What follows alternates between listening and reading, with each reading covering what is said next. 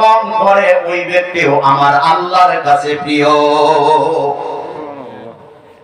কাজেই আল্লাহর কাছে যে প্রিয় সেই তো আল্লাহর বন্ধু। এখন কোনটা আল্লাহর বন্ধু আর কোনটা বন্ধু না এইটা আমরা চিনি না, আমাদের মধ্যে সেই বাতেরই চক্ষু নাই, ঠিক কিনা বলেন? যার কারণে ছোট বড়কে সম্মান করবে আর বড় ছোটকে স্নেহ করবে, কেউ কারো উপরে মাতুব্বরি করবে।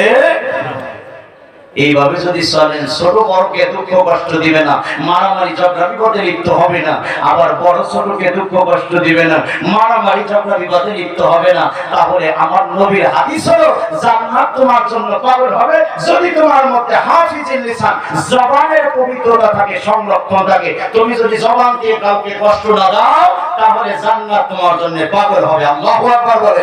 জান্নাত থাকে এই খানদানের মুরিদানদের জন্য পাগল থাকে। এজন্য আমার হুজুরকে এই সূত্র দিয়েছেন, ছোট বড়কে বড় ছোটকে এভাবে তোমরা চলাফেরা করবা, তাহলে আল্লাহর রহমতের জান্নাত পাগল থাকবে কি থাকবে না? জোরে বলেন। 3 নম্বর হলো অমুতুলিমিন জিয়ান, অপরকে খানা খাওয়ানো।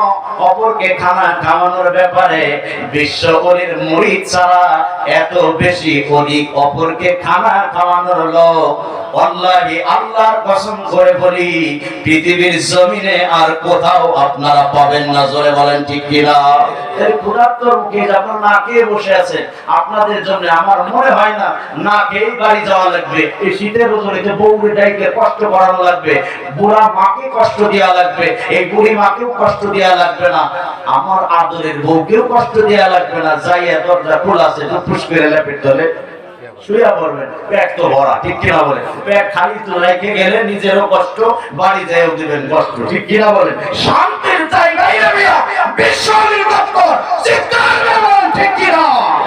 যারা বিশ্বের বিরোধিতা করো তারা একটু ভেবে চিন্তা বিরোধিতা করবা। বিশ্বের ভাইসা নাই, তিনি আল্লাহ এবং আল্লাহর রাসূলের স্বীকৃত ভক্ত, আল্লাহর ওলি বলেন ঠিক কিনা? তিনি যা বাস্তবায়ন করেছেন এটা কোরআন সুন্নাহ ভিত্তিক, ইজমা কিয়াস ভিত্তিক, শরীয়ত তরিকত হাকিকত মারিফত ভিত্তিক।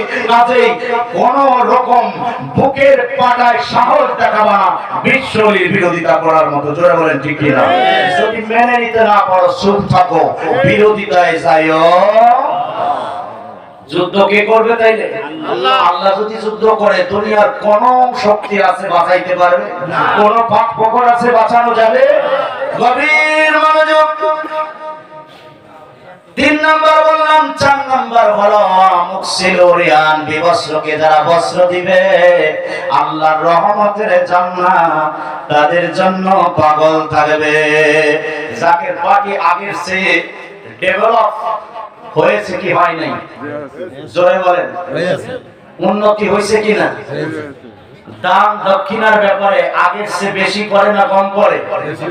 এখন আরো একটা আমাদের সিটিজেন ফর হিউম্যান ডেভেলপমেন্ট সিপিএইচডি নামক একটা সংস্থা সাসামিয়া জাকের পার্টির সিনিয়র ভাইস চেয়ারম্যান করেছেন, ঠিক কিনা বলেন?